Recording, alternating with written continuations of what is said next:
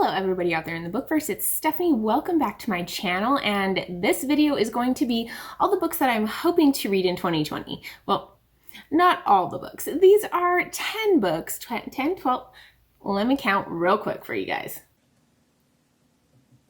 12. I guess I couldn't stop at 10 because I was gonna cap myself off there. These are 12 books that I'm hoping to get to in 2020. These ones are books that I am really excited for. So these are gonna be at the top of my list on a lot of my TBRs, obviously not all in one month.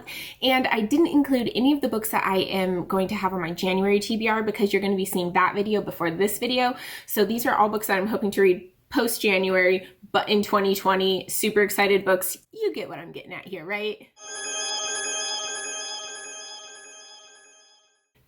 So if you are new to my channel, thank you so much for watching. If you want to see more from me, definitely hit the subscribe button down below and the bell icon so you'll be alerted when I post new content.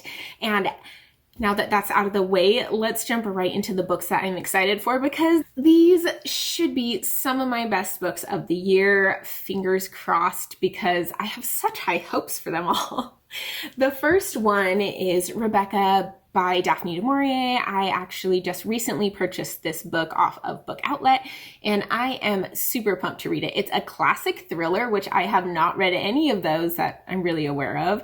And it is something that I think is going to be right up my alley. It's going to be exciting and fun. It's about a woman who gets married to a man who was married before. His other wife has died and this woman becomes obsessed with his deceased wife named Rebecca and starts learning more and more about her. And I think it becomes a little bit creepy and scary. So this book, whew, such high hopes, should be great. This next one I have been meaning to get to forever, so it has to happen this year, and that's American Gods by Neil Gaiman. I absolutely love Neil Gaiman. I love his writing style, his storytelling, his worlds, everything.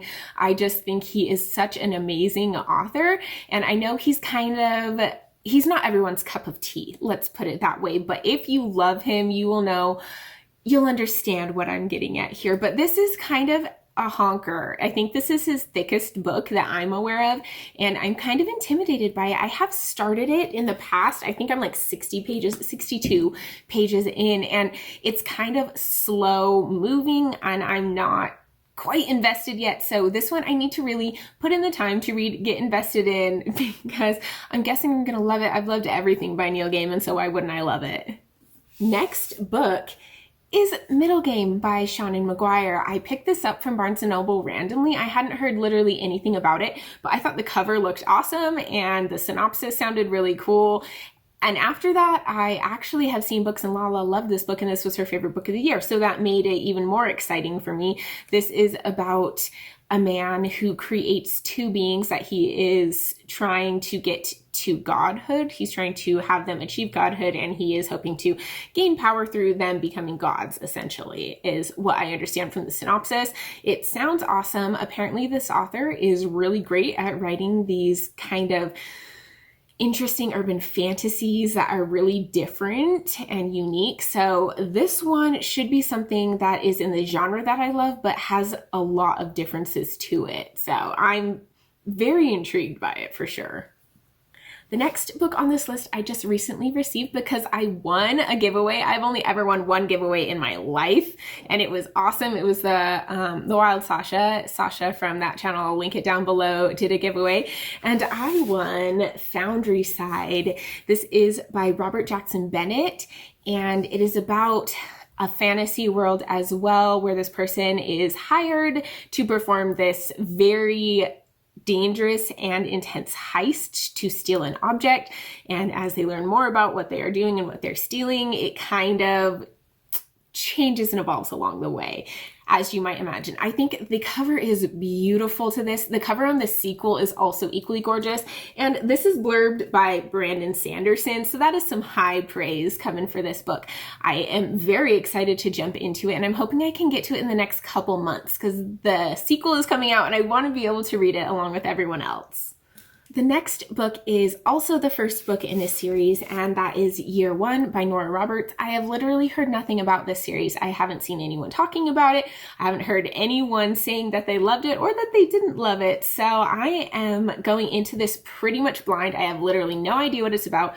I just wanted to read something by Nora Roberts because I know she is this amazing and prolific writer, and she is one of the most talented, apparently, writers of our time, and I've read nothing by her. So I am deciding to jump in with this series because it seems like it might be more up my alley. I think it's on the fantasy vein. So I will let you know more once I read it, but this one is kind of just my taste test of Nora Roberts, you could say.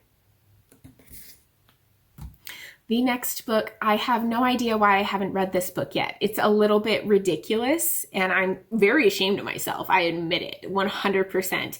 And that is Labyrinth of the Spirits by Carlos Ruiz Zafon. He is the author of Shadow of the Wind and Angel's Game. I absolutely adore his writing. Shadow of the Wind is one of my favorite books of all time, and I have so many expectations for this book. It's not necessarily following the same characters.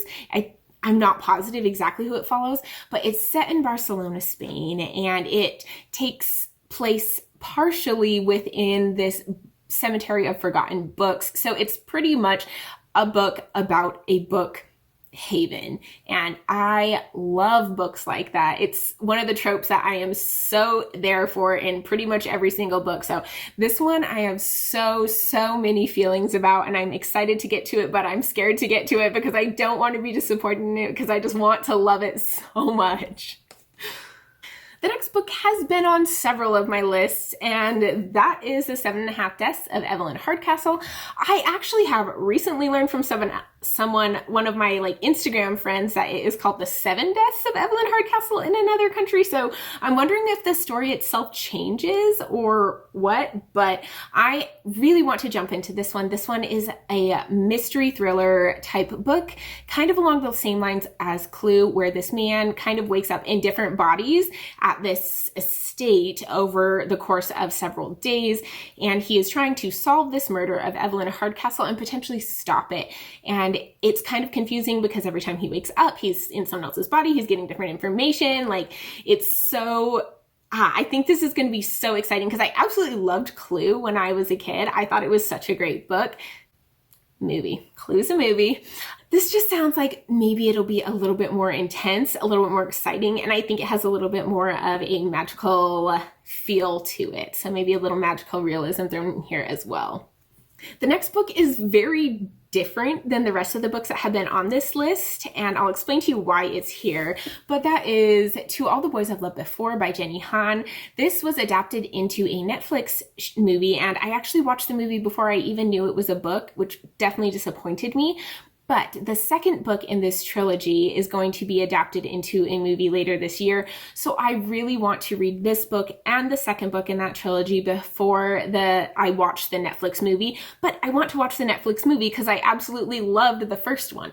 This is about a girl who writes down love letters to boys when she has crushes on them, just kind of as her way of dealing with her crush. And she never sends them, but then one day they are sent out and she has to deal with the aftermath that comes from that. So it was an extremely cute movie. Absolutely loved it. So I'm thinking this will just be a cute, quick, contemporary read. The next book is going to kind of have a little bit of a trip before I can get to it, and that is Clockwork Angel by Cassandra Clare. This is the first book in the Infernal Devices series that she has written, which is in her Shadowhunter world, which has a billion books, I swear. Now, I have read City of Bones, and I did not like it, but I have been told that the books get better over time. So I am giving it a chance, and I am going to read the next two books in the Mortal Instruments series and then this book, because I'm told this is the series that you need to get to that you will absolutely love.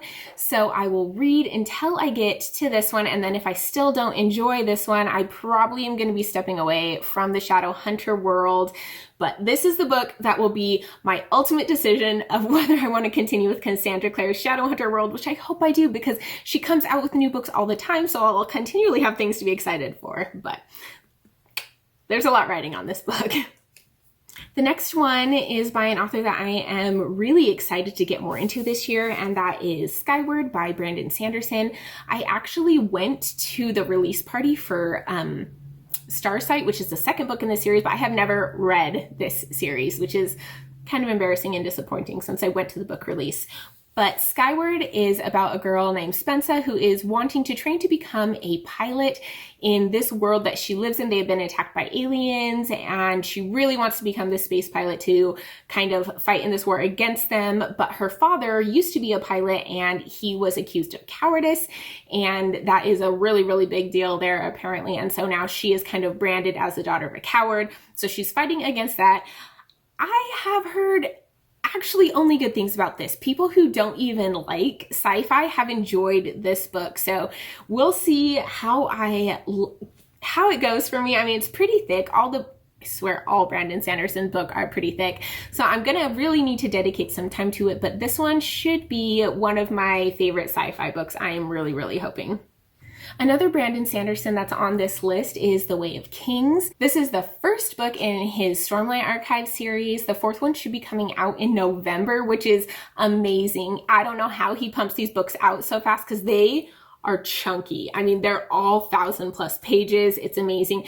But I want to read the Mistborn trilogy, the original Mistborn trilogy, not necessarily the second one, but I would like to read the original Mistborn trilogy and before I get to this one. So I'm starting that in January. So I will get through that first trilogy and then be able to move on to this one. And hopefully I'll be caught up by the time the fourth book comes out. No promises because they are so long, and you know that takes up a lot of time, and it's not like this is a book I can read very easily in the bathtub or take to work with me that easy so we'll see, but hopefully I can get to this one this year. I'm gonna at least get to this one. We'll see if I can get to the fourth one. And the 12th and final book on this list is Strange the Dreamer by Laini Taylor. I read her Daughter of Smoke and Bones trilogy this year, and I absolutely loved it. It was gorgeous. It was beautiful. I loved her writing style, and I have heard that her writing style in this book is even more amazing and poetic. The prose are just beautiful, and this book is about a dreamer called Laszlo, and I believe he is searching for a lost city. That's all I know about this book. I think it is fairly character-based and character-focused instead of plot-focused and driven and action-packed, which is something I'm completely fine with. As long as I love the characters in books, they can be plot or character-focused, and I'm good with it as long as the characters are good. So some booktubers that I absolutely love, this is one of their favorite books of all time, and some say Muse of Nightmare is the second one, and this duology is even better. So this book has the potential to be one of my favorite books of all time, favorite books of the year, and I really, really want to get to it this year. I don't want to put it off any longer because I think I will absolutely love it.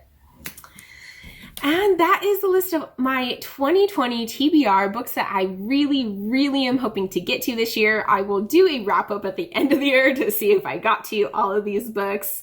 Fingers crossed. But if you have read any of these books and you have a suggestion of which ones that I should prioritize in this list, or ones that you think I would actually not like if you know my reading style, definitely let me know down in the comments what you think. If you have any books that I should add to my 2020 TBR and prioritize, let me know those down below as well. As always, thank you so much for watching. If you'd like to see more, subscribe and hit the bell icon, and I will see you in my next video. Bye.